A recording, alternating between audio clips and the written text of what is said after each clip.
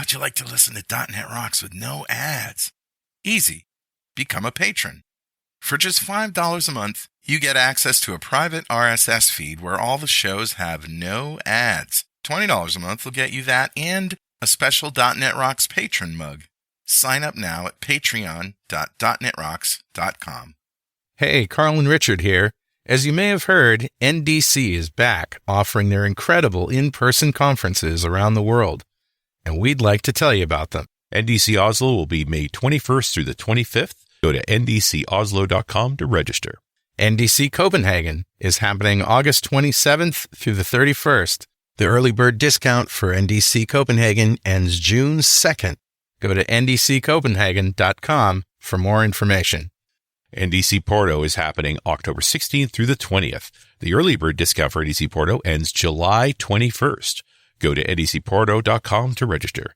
And check out the full lineup of conferences at ndcconferences.com.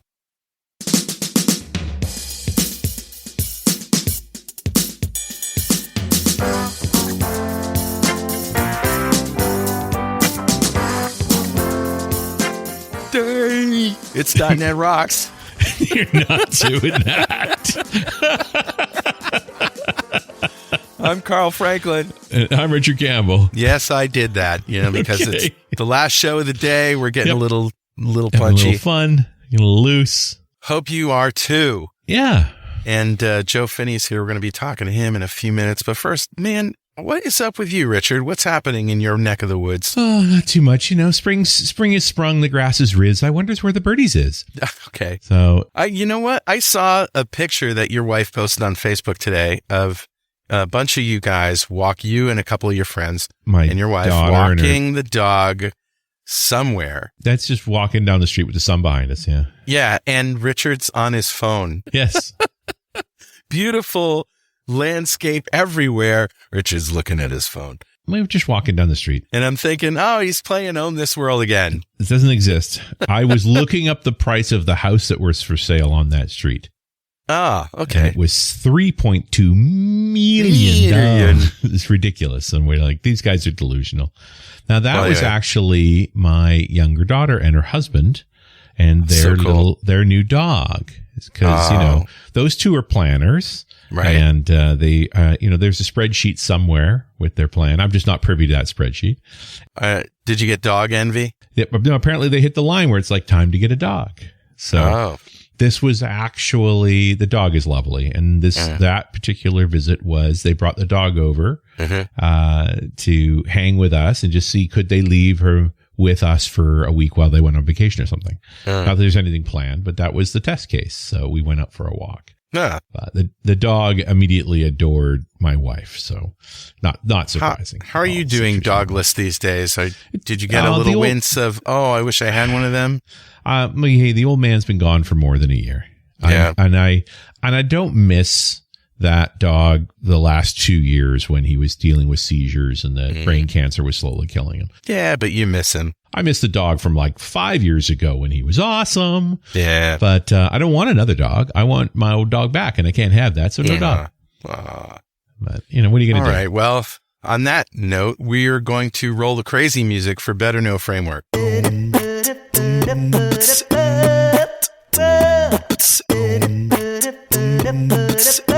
right, man, what do you got? Speaking of crazy music, wavtool.com, wavtool.com. Oh, wow. What's a WAV tool? Wave tool, WAV tool, whatever. It is a browser-based digital audio workstation. It's sample accurate, meaning you can zoom into the sample level. It has synthesizers and it has processors and effects, and you can wire them up with little, whatever you call these things. I don't know what it looks like a flow chart, right? This is stuff you've all done in the past, right? It's just a digital version of it or a browser-based version? What's different about this is it's browser-based, and that's interesting enough, but there's a AI chatbot built in. Oh, no, there's a large language model in my... There's a large language model inside it. Oh, and so you can ask it stuff like, hey, what's a side chain? and it'll tell you. It's like, hey, do you think I need some compression here? How much? Well, you probably want a compression ratio for vocals of about 4:1. Whatever, it's gonna help you not be stupid about audio. I mean, you still spat out words that a lot of people don't know. Like, yeah, that's true. But you could probably say, how do I make this vocal track sound better? And it'll probably tell you. Is there a remove suck button? I don't know. That's what we're looking for.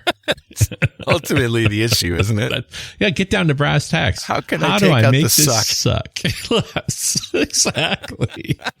I want 90% less suck on this track. Yeah, like a low suck version of this. A low suck filter.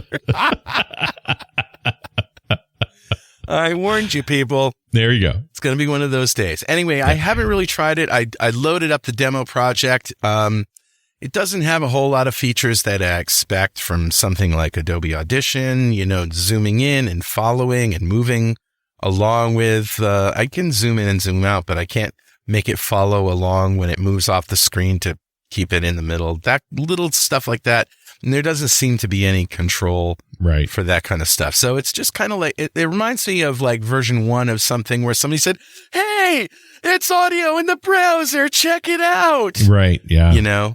Like a demo that just came to life. Well, you remember the original version of Cakewalk is like, hey, it's audio in the PC. Check it out. Because that used to be impossible too. That's right. It's just a progression of layers. I love it. It is interesting. We'll see how it goes. So learn it, love it. I don't want to make .NET Rocks the all AI show, but boy, oh boy. It's hard. It's a big talking point. It's and hard it is hitting us in a lot of angles. No choice about it. I agree, man.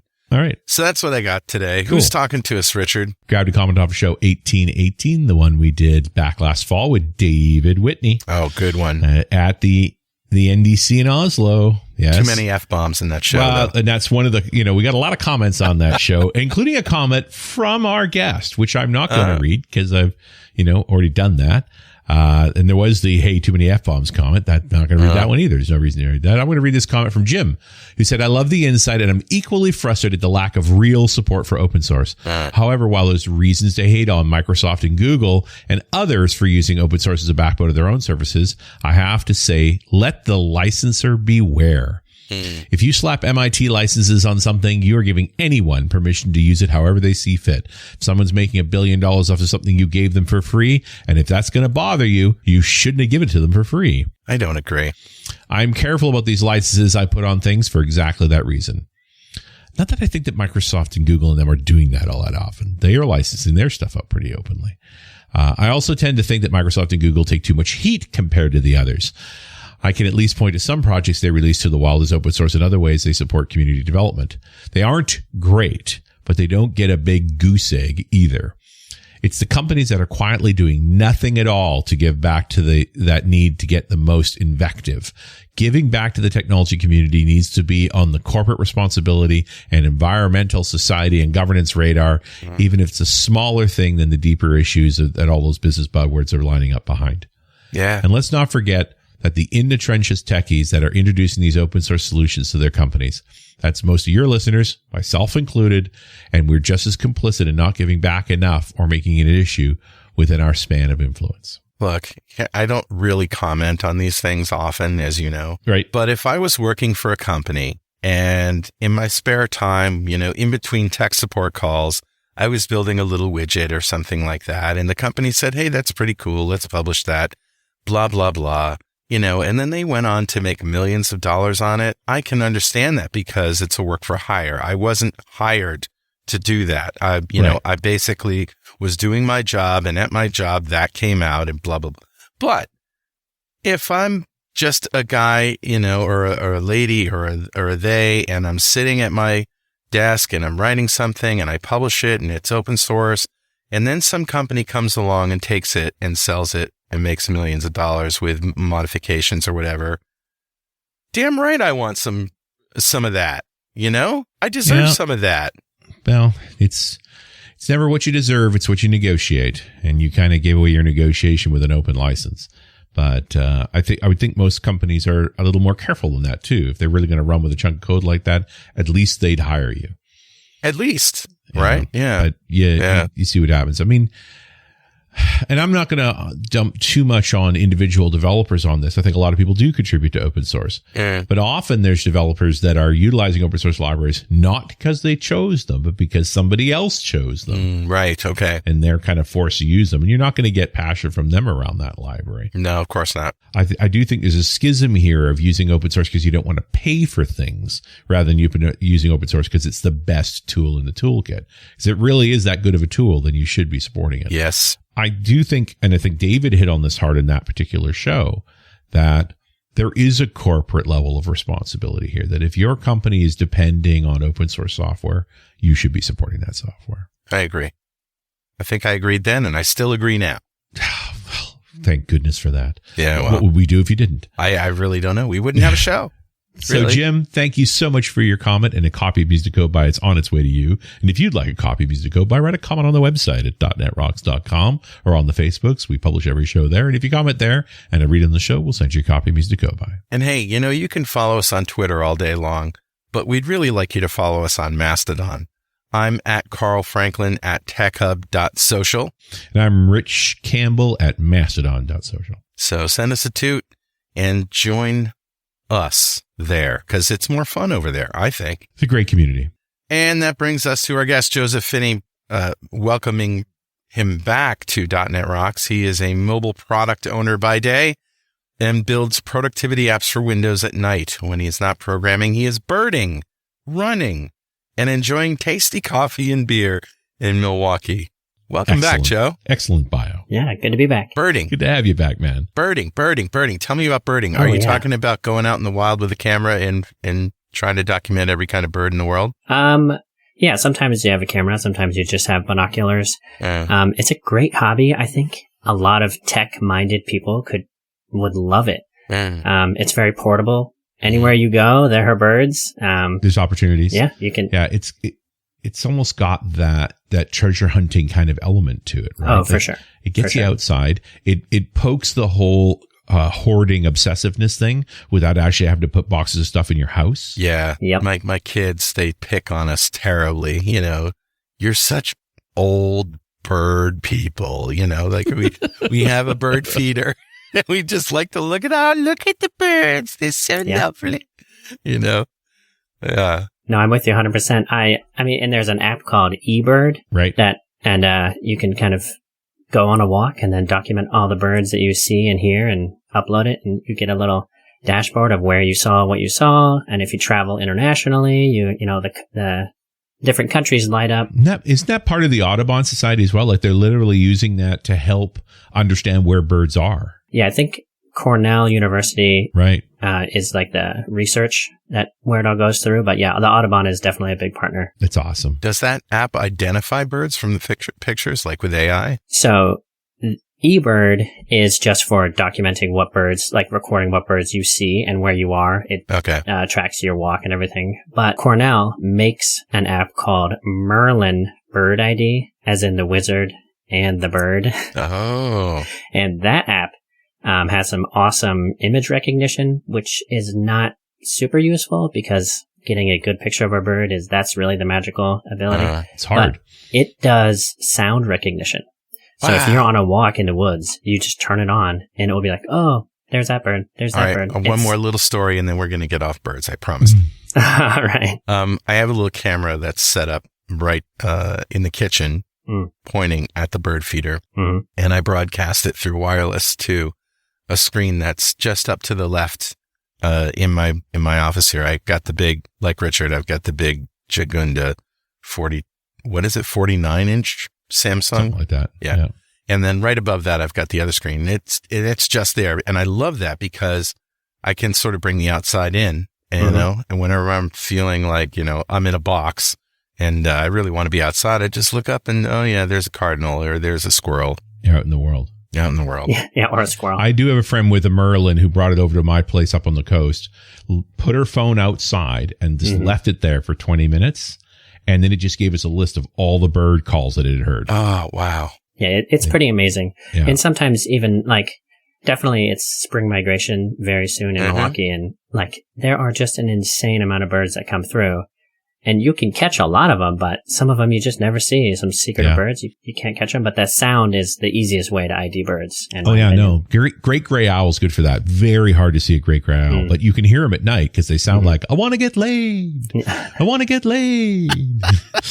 All right. You can't say that on a podcast. Oh, I guess you can.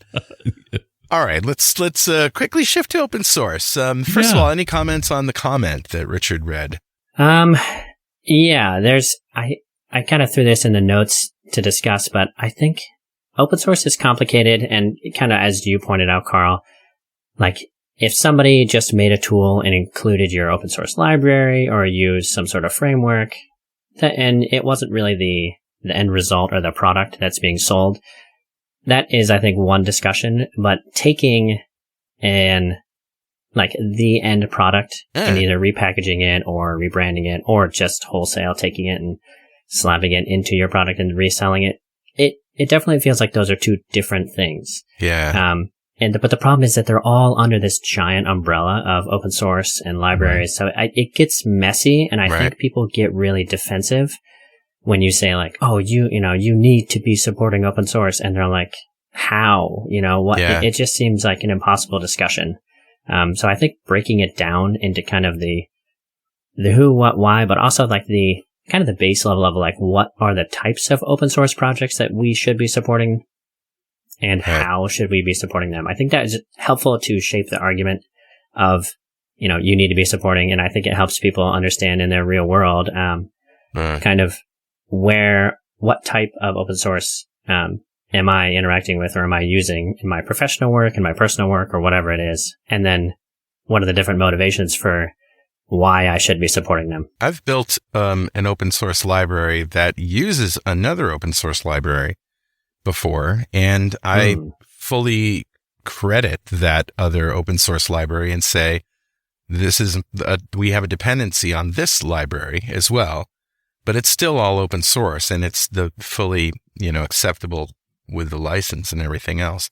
And that's a totally different thing, isn't it? I think that's really what open source, I mean, that's the true calling of open source, isn't it? That, hey, you can use this, you can utilize it, you can build on it, and we give each other credit, and that's the way it goes. We do build on the shoulders of giants, right? Yeah, exactly. Somebody built this tool, and I'm going to use that to build something else. Right. And so that is why I put that. Like, I think the phrase that unfortunately gets brought up all the time is, oh, what's the cost? What's the cost of this software? What's the, et cetera. But ultimately, I think there's a pretty obvious reason why we all use open source projects, and that is the benefit. So I think we need to maybe shift a little bit of the discussion about, we're not splitting the cost of it, we're splitting the benefit. Right. And the benefit of open source is incredible. I mean, it is massive. A really simple example is in TextGrab, people requested the feature to include reading barcodes and QR codes, which, pretty simple. And I'm like, oh man, there has got to be a library out there. Right. Yeah. This isn't a new idea. And obviously there is. There's a C-based library. There's a million different libraries. And so which one did I pick? I picked one that looked healthy enough. It has, it's easy. They basically looked at the really popular, I think it's called, ZXing for like zebra crossing. I don't know where the name really comes from, but basically ZXing.net. And it, makes it really easy for me to consume a really popular QR code barcode reader in my app. And so I was like, sweet. Yeah. The benefit of that is amazing. And I rolled it in. I think it took me a day and I had a functional prototype and I was like, this is great. And so I contribute $5 a month on GitHub, because they saved me an incredible amount of time. Right. Yeah. No kidding. And just a reasonable contribution, right? And you encourage your users to do the same. Yeah. I mean, and that's where it's all called out in there. Like, oh, how does this, how does it work? Well, I'm not a genius. It would be impossible for me to do all of this work. Right. Somebody else is doing it. And the benefit is really that open source is there. And if you want to see how it works, check it out. Joe, I don't know if you're old enough to remember this word, shareware. I'm familiar. You are? Okay. Yeah. So old guys like Richard and I, this is our first experience with free software was that you would download something from somebody's BBS, before websites, and you use it. And if it was good and you liked it, you would donate to the project. And I don't know of any shareware authors that ever made anything other than maybe $100 in a year. Well, with the exception of Doom. Okay, tell me about Doom. Right, Doom was the shareware hit. Right, that was we just did this show, right, and that was the whole point, was that John Carmack and co, like when they did the shareware, they sold millions of copies. They got sent a lot of money. Okay, but they were the exception. Right. They were the exception, but all those little word processors and things like that for DOS, nobody ever paid them anything. Mm-hmm. Yeah, certainly not enough. Certainly not enough. No. Anyway, I just wanted to hold out for a minute. Yeah, I mean, on the point of making money on open source, I threw some links in there. I don't know if you're familiar with Webpack, or like it's a pretty popular tool. And that's a really big tool. That's one of those kind of tools people use to build their products. Mm-hmm. And that's on Open Collective. And I think they've distributed like $1.3 million of donated. I don't know how they necessarily describe it, but that's a lot of money if you think about for one piece of product. But then you think Webpack. What? It's Webpack, right? That's huge. I mean, if you think about what is the ballpark number of billions of dollars that are built using Webpack? I mean, it's unbelievable. And to think that they have distributed 1.3 million, it should be a lot for a single individual. But if you made a company that's product was that popular, you'd be making a lot more than $1.3 million in a year. Mm-hmm. Mm-hmm. Yeah. So and I think that's kind of the, going back to why do you support open source? I think a big part of when it comes to open source tools that you use to build your products, you want long-term health. You want sustainability. Yes. Yeah. And if somebody slapped an MIT license on their project so that people would look at it, so that Microsoft would look at it in Google and give them a job, as soon as they get a job, that project is stale, gone, dead. Well, and just because you're good at building a piece of software doesn't mean you're good at building a team around it of contributors and supporters so that it can function without you. Most of these projects are dependent on their creator. And even if there are other contributors, there's nobody else in position to lead it. So you're going to be in trouble if that person's distracted. Right. For sure. Or if their popular open source project was mainly a intentional tool to get them a job, because the job has stability, and open source is not stable as far as income.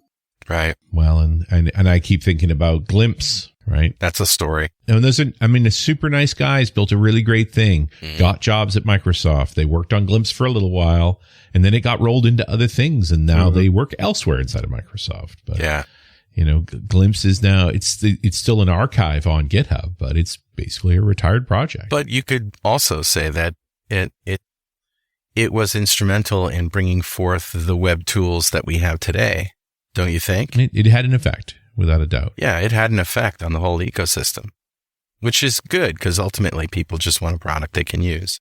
But for the creators, the idea that the success of that product results in them getting new jobs and the creation going away. Like that's not a sustainable model. It's not a healthy model. It's like a kind of a lottery model where maybe you'll have this win and then you won't have to do this stuff anymore.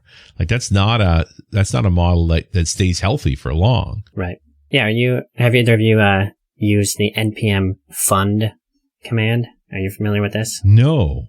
Tell me about it. It was rolled out. It looks like around end of 2019, I think. And you'll notice it kind of pop up in your console if you run, some commands. I think probably npm build or npm start.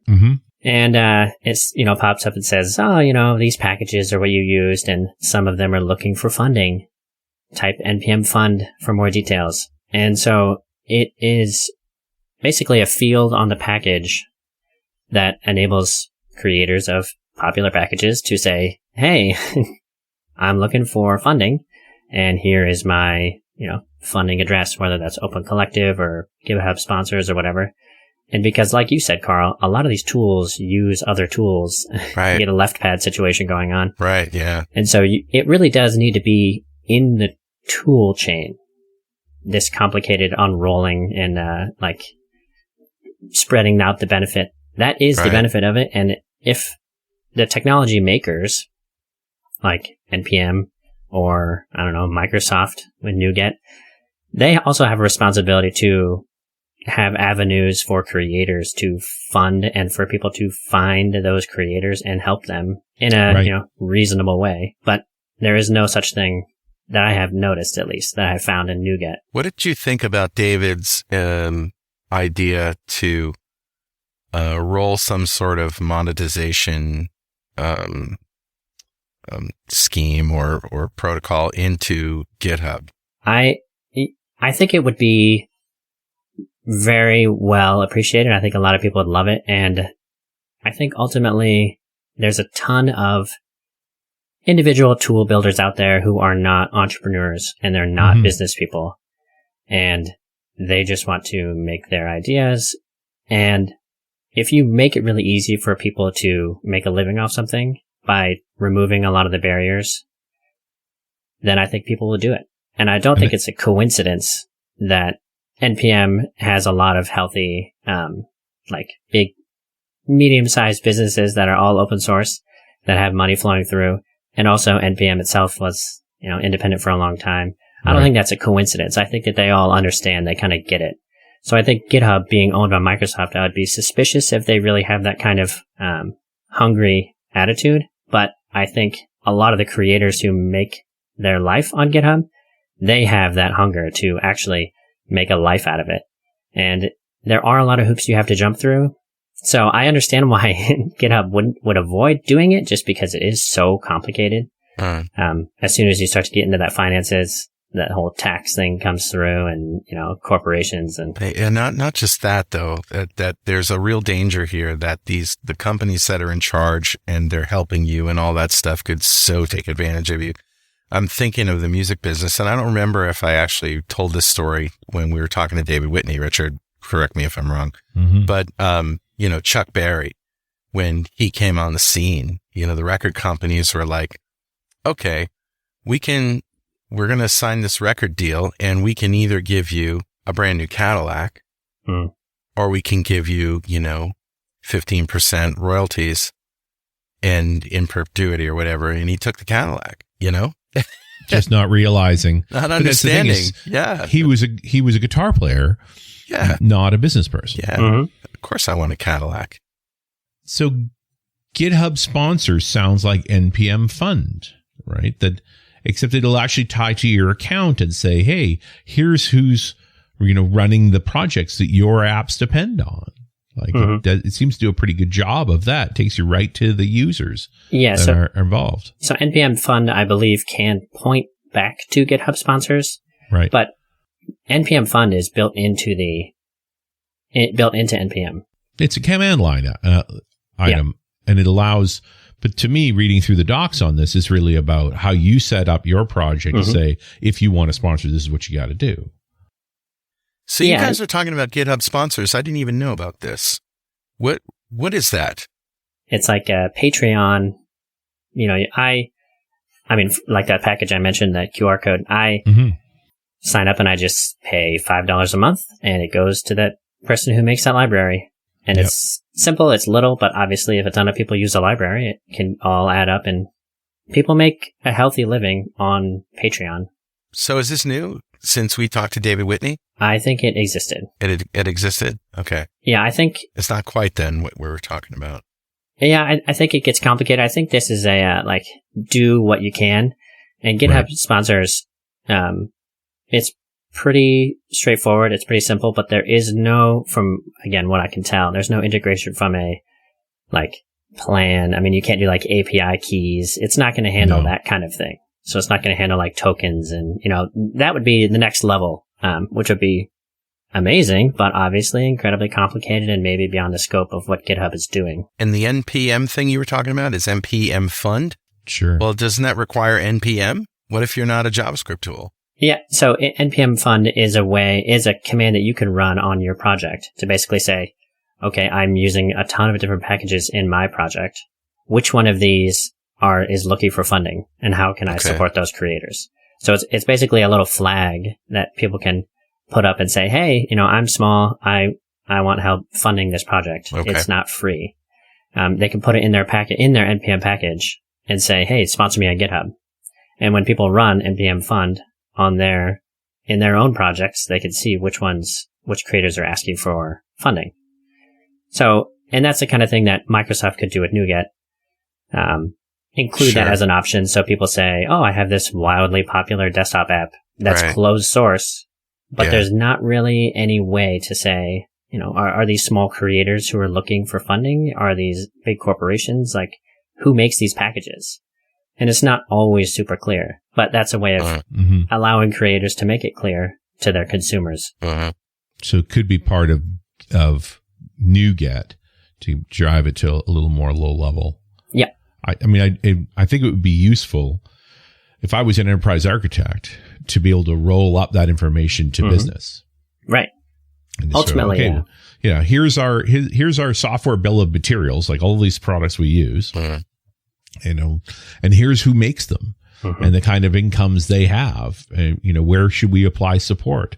If you're using a bunch of Microsoft libraries, you're okay. You're already buying Azure. But, if it's a small, individual, that kind of thing, like it doesn't take that much to cut them a little bit of money. And certainly to work through these tools. I'm a big Patreon guy. I spend a couple $100 a month on Patreon. Me too. Yeah. Just sending a few dollars to folks who are making things. I think it's cool. Yeah, for sure. But there's no reason we shouldn't be doing that as well in GitHub for the projects we think are cool. And with that, I'm going to interrupt for one moment for this very important message. There is always something new from our sponsor, Text Control. As a developer, do you need to integrate PDF generation, document editing, or electronic signatures into your ASP.NET Core or Angular applications? Or you want to learn more about the differences between electronic and digital signatures? Text Control is offering a free consulting service to educate you about digital document processing and how Text Control products can help you add these features to your applications. Go to textcontrol.com/contact and request your free personal consultation. And we're back. It's .NET Rocks. I'm Richard Campbell. That's Carl Franklin. Hey. And we're talking to our friend Joseph Finney again, who has both done a past show, and I read a comment of his on open source. So we were talking privately about more open source concerns, like, we should just make this a show. Because I think, talking to someone who is trying to support their own open source creation habit. Because you have a job, right? Like, you're not making a living off of open source. You have a regular job. Right. All these cool projects you've got, TextGrab and so forth, that's just stuff you're doing on the side that you like. Yeah. Yeah, that's just stuff I do because I refuse to be sitting in front of an amazing machine and seeing text in a picture and transcribing it. I'm like, the computer can do this for me. Right? This is a solved problem. We're smarter than this. The API literally is sitting in Windows. If only I could find a way to hook into it. Yeah. Well, you figured it out. Yeah. And that is actually the same base project that is the PowerToys text extractor. So I don't know if you're familiar with text extractor, but I wrapped up that full screen grab mode and shipped it into PowerToys last year. So awesome. Wow. Cool. Are you familiar with WinGet? Have either of you used that tool much? WinGet. That rings a bell. This is NuGet for Windows. Yep. Oh, like chocolatey kind of thing. Yep. Yeah. So it's Microsoft's kind of app install command line tool, which also will pull from the store. And you can submit packages and you can do all that fun stuff. But one interesting omission that I found as a person who has apps in the store, if your app is not free, it is not in WinGet. Wow. Which is, I mean, I understand, like, you don't want to put your credit card information through the command line. Yeah. But it is interesting to me that if you want to be a successful app creator and Microsoft comes out with these new tools, you have to give it away. Right. Well, or change WinGet, right? I mean, how hard is it to take a password, for this app and for that app or whatever that you need, supply your passwords and let it do it for you. Honestly, I think they're just being lazy. It's more complicated to deal with pay software. Mm-hmm. And so whoever was responsible for it didn't want to deal with it. Yeah, it sounds like an intern project, right? Or also, before the show, I did a little bit of sleuthing to see if NuGet Fund was even on the roadmap, if there was an open issue. There's not. I'm thinking about opening it up as an issue, but I just need to go through and make sure there's not an alternate, description of that kind of feature.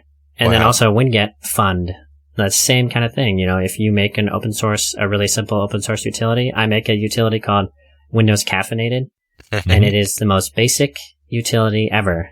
It puts a little tray icon. It puts a little coffee cup in your tray. You click it. Your screen does not go to sleep. Wow.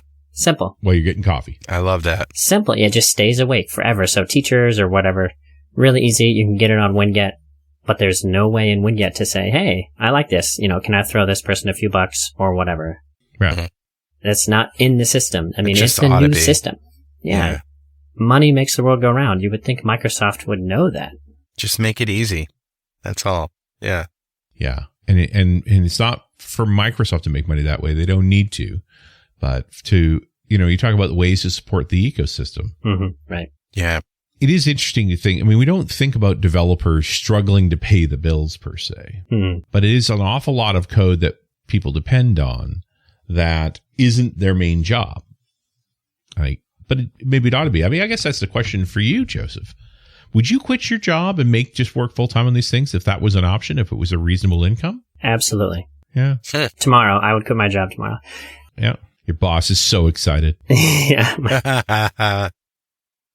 Right. Exactly. I would love to do that. Partially, I just have kind of that entrepreneurial mindset where I want to, make new things and bet on stuff and get out there. But you also have a family, like you know. Exactly. I have a mortgage. So you have a mortgage, so it's a significant risk to try and do that too. Mm-hmm. And ultimately, that is kind of I think a lot of creators who have that kind of balance where they're like, I want to work on stuff on my own. I want to be an independent app developer, and they don't want to be seen as saying like, oh, please give me money for this whatever crappy piece of software I made. But at some point, there reaches a threshold of quality where the thing that you've been working on for years is now good enough that people maybe should be paying for it, but you just haven't been charging. And how do you start? And how do you make that shift? And and suddenly you get in that situation where it's like now you get yelled at by everybody because you've changed the rules. Mm-hmm. Right. It's like, hey, a lot of people depend on this thing I've been giving away for years, and they want me to work on it more, so I need to be paid. Mm-hmm. Now you're the bad guy. Right. And we saw this happen with the identity server guys. Yep. Right. Where their customers were largely saying, please charge us for this. We want a different relationship with you. It was others that were complaining, this is bait and switch. It's like pretty much the opposite of bait and switch. They were driven into it. Right. Mm. And the last show I listened to, I think it was the Fiddler guys, and they were talking about how the original core product stays, but they did a bunch of work on a new thing, and surprise, surprise, it costs money because it should. It costs money, yeah. Because it costs money. Eric Lawrence isn't even involved in Fiddler anymore. He's moved on to other things. He went to Telerik with it, and they've been taking care of it ever since. And I think for him, partly it was getting out from under an obligation too. And I think really the company's progress now, so I keep calling it Telerik, but they have, I think, wisely said, okay, well, this came to us as open source. We're going to keep it as open source, but we can build other things around it.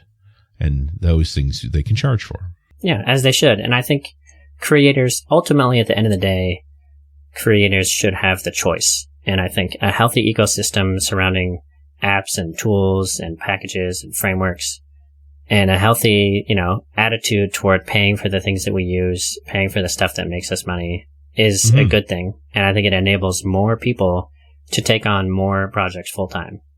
We shouldn't have to be working on a product, nights and weekends for 10 years before we can finally make version 2 closed source and make a job out of it. I just feel like that's such a long time to expect people to be bootstrapping. And I think it will filter out a very specific kind of individual who can do that, who has free nights and weekends for 10 years while working another job.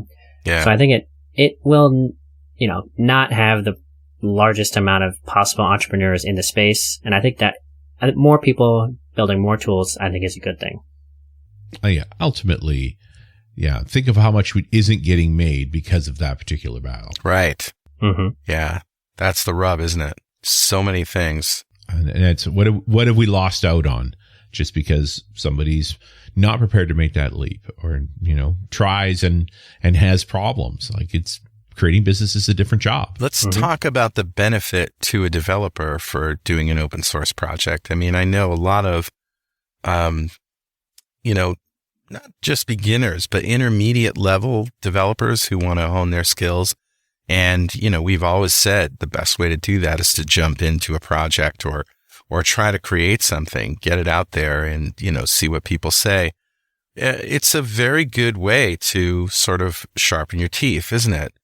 To build a project and fail and reiterate and get feedback on it and all that stuff. And before you know it, hey, this is pretty good. And, maybe I'm not such a bad developer after all. So the shift becomes goes from, learning and getting feedback with this awesome, system to do that to, okay, now what? Right. Yeah. I mean, I can again say firsthand that tool I mentioned, Windows Caffeinated, that I did not make that tool originally. That was an open source project that somebody made in WinForms over, I don't know, probably 10 plus years ago. Mm-hmm. And I saw it and I was like, oh, it would be cool if this was in the App Store. And so I commented on the GitHub. And was a sys-tray item, right? Like just the right interface on it. Yeah. I was like, it would be great if we could kind of roll this up and do it. And so that was one of my initial forays into app development, and open source was just saying, this is a cool utility. I bet I could make a little wrapper around this. And slowly I've evolved it more, changed some of the icons, upgraded some of the settings. But working in open source is an amazing way to build a lot of those job skills, a lot of those people skills that just coding will never build for you. Mm-hmm. Do you think that in 2023, it's still possible to build an open source project if you're just like some unknown developer and you create a GitHub account and just put it out there, that you can actually attract people who will download it and do pull requests and offer the kind of help that people need when they're just getting into it? It seems pretty far-fetched to me that's going to happen without some kind of publicity. Yeah, there's a lot of noise. And I mean, to me, as a person who makes apps, I get a lot of people who come to me and say, hey, you make apps. I have an idea. Oh, God, can you help me make all this? The time. So many times. Yeah, 50-50, right? With my idea and you implement it, and then we'll split the profits 50. Right. Yeah, right. So I get a lot of, people come to me and say that. And I like to say, make it a spreadsheet first. Make sure it's a problem that you have. So there's a bunch of like little core things there. And I think part of that is find a community of people who have that problem. First, step one, search the app stores to see if it already exists, because 9 times out of 10 it does. Yep. I'm like, oh, you mean like this? Yeah. You mean one of these? Right. Mm-hmm. It has been done. Mm-hmm. Yeah, but establishing that there is a community of individuals who have this problem is, number one, whether or not a business will ever work. Yeah. But that also helps for, go to that subreddit, go to that Twitter thread, or find that Mastodon server and kind of poke those people and say, hey, I made this thing for you, for us. Right. Here it is. It's free, maybe to start. But I don't know if it is possible. I mean, if a new open source project gets started in GitHub, does anyone ever hear? Yeah. In the in the world of like Silicon Valley startups, they use the term minimal viable product. Yep, MVP. And often the minimum viable product is a web page that says sign up for more. Yeah, that's right. You just describe the problem, and when they click on the link to get it, it says, "Hey, we're still working on this, but give us your email address. We'll notify you when there's something to look at." It's basically a wrapper around system.not-implemented exception. Yes.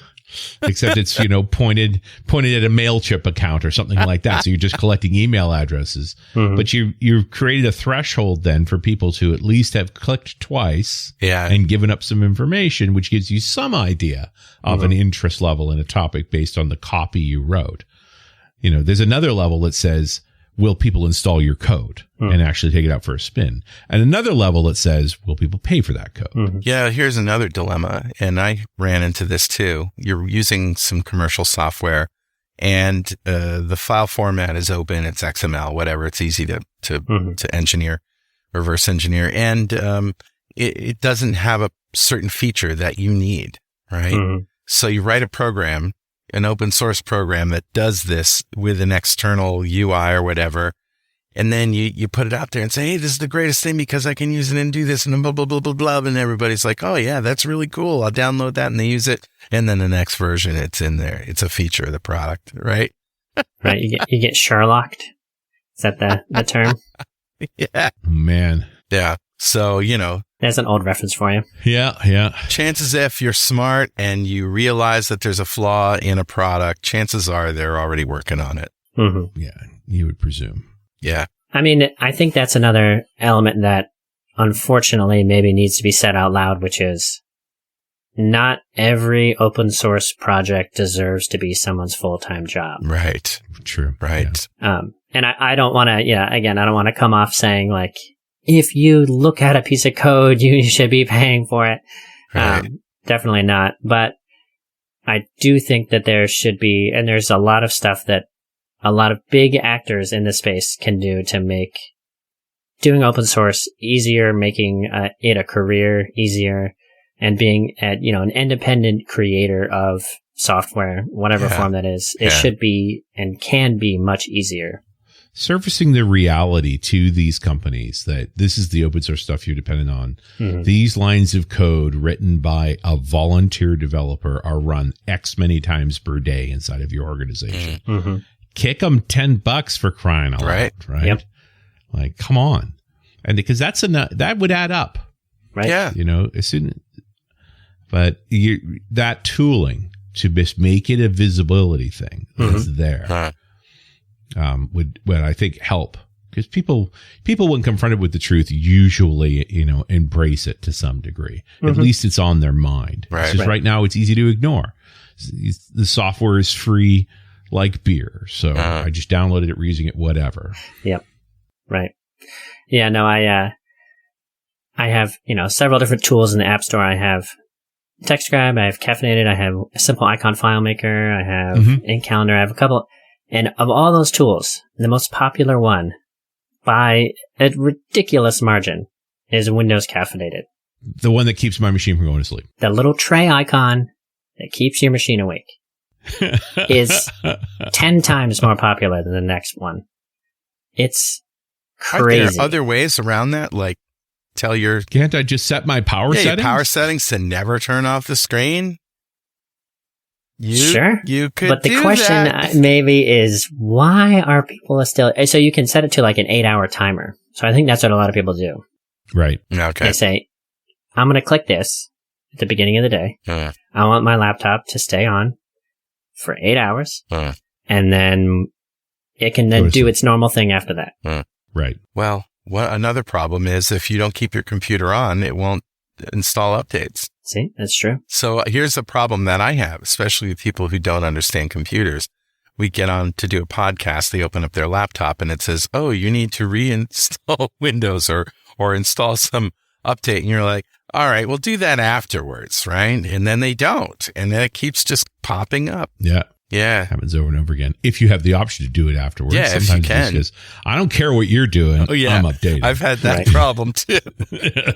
Discuss. You remember when you had a plan? Yeah. You should forget about that plan for a little while. Here's your plan. Reboot. Oh, wait. Another reboot. Yeah. Well, it's like, you do all your work on your laptop as fast as you can.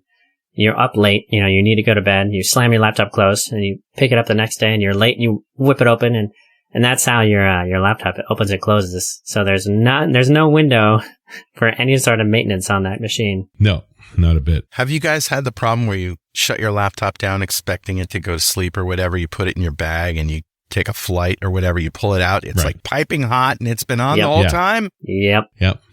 I've stuck a couple of Egg McMuffins beside it too to keep them warm, while I was traveling. See, now you're thinking. I'm thinking an ice pack. That's it. No, yeah, but that's the bigger thing is realizing the battery's been murdered. Absolutely. Right? Like it's just, and just what kind of cooking is going on inside that laptop but you're in let's be clear that this is not a problem with Macs because exactly one vendor makes the hardware and the operating system and so forth. Yeah. So sleep on a Mac works flawlessly. Right. Because of the mixture of vendors and drivers and so forth in the Windows ecosystem. Yeah. Sleep it's kind of random. It's one layer versus 12 layers. Yeah. Or something. And one chain of command. Yeah. Versus you're trying to persuade all these different companies to do the right thing. It's like, why didn't my machine sleep? Because the NIC thought it still needed to stay alive, so it was delaying the shutdown. Yep. And then the command that would normally turn this NIC off so it could have shut down, that thing did shut down. So now it's stuck in an infinite loop until you reboot. Mm-hmm. Right? Like wow. And then you add on the corporate IT layer, and then you get 15 more applications and policies, and that's... Yeah. You don't have access to change your power operation, your power rules and so forth, but it will let you install a little SysTray app that bypasses all of that. No problem. I knew you'd bring it back. You're welcome. That's great. It's a great little workaround. And that solves the is problem. why it's such a popular download, my friend. That's it. People love it. I don't know why. Because Windows sucks. Because you're sticking it to the man. I got your IT policy right here, baby. In a little free app. And I should have said that guy $5, by golly. I know. 10. I would send him 10. It's 10. worth it. Well, it's also in Power Toys now. So if you use Power Toys, it's Power Toys Awake. Same exact feature. There you go. That's great. Well, have we missed anything, Joe? Is there anything else that you want to say, or any shout outs to resources or anything? Nothing in particular, but I was wondering, maybe you guys had some good shout outs for open source software that you use in your projects, or some good, classic open source software that people should check out. Well, of course, I'm going to talk about Poly. Yep. Yeah, as well you should. Poly's amazing. Yeah. And we're getting some feedback on a next generation version of Poly that the .NET team at Microsoft has actually helped us create. Yeah, I have that show on my radar. With Joel? Yeah. And maybe some others too. So. Fantastic. It keeps getting better. Poly is policies for retry, for resilience, transient error handling, that kind of thing. It's funny because it's just a giant wrapper around try catch, but it does so many more things, of course. Yeah. It's about smart code, right? You guys have solved that recovery problem well, so I never need to write it ever again. Right. And the way to handle it is very simple. So anyway, that's my 2 cents. I of course use a lot of open source software, but that's the one I would talk about. The one of the open source projects that I support routinely, I actually support it once a year. I send Christian money. It's WLED. So this is pretty much written by one guy who it is the software for controlling individually addressable LEDs for Christmas things. And around Christmas time, when I pull all that stuff out and set it up again, and I update the latest versions, and I make my house full of blinky lights, I'm like, dude, you kick ass. Here's $50. Nice. It's just it's so great. And it's a completely open source project. Now, as near as I could tell, there's a lot of hobbyists who do send him some money. And as well they should. It's a brilliant product. There's no two ways about it. Yeah. Nice. How about you, Joe? Besides your own projects, what do you like? Oh, wait. Besides my own projects. recently I've been poking around with WPF UI, which is a Fluent UI library to make WPF apps look like modern WinUI 3 apps. Oh. So I've been playing around with that. I've been trying to get it to work for text grab. Got some stuff working, but it's great. It's open source. And y'all should check it out. Isn't it funny that you have to use Maui to get WinUI, to do WinUI app? Yeah, I mean, I can't rebuild it all, so just use a wrapper. I'll include links to all 3 of those in the show notes for folks who want to check them out. Good stuff. Joe, thank you very much. Sure. It's been a pleasure talking to you. Yeah, thanks for having me. All right, and we'll talk to you, dear listener, next time on .NET Rocks.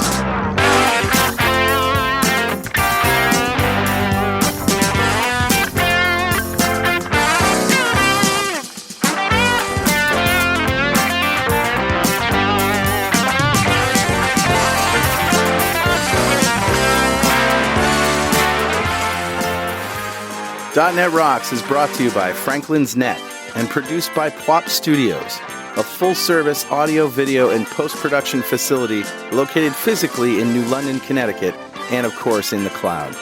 Online at pwop.com. Visit our website at dotnetrocks.com for RSS feeds, downloads, mobile apps, comments, and access to the full archives going back to show number 1, recorded in September 2002. And make sure you check out our sponsors. They keep us in business. Now go write some code. See you next time.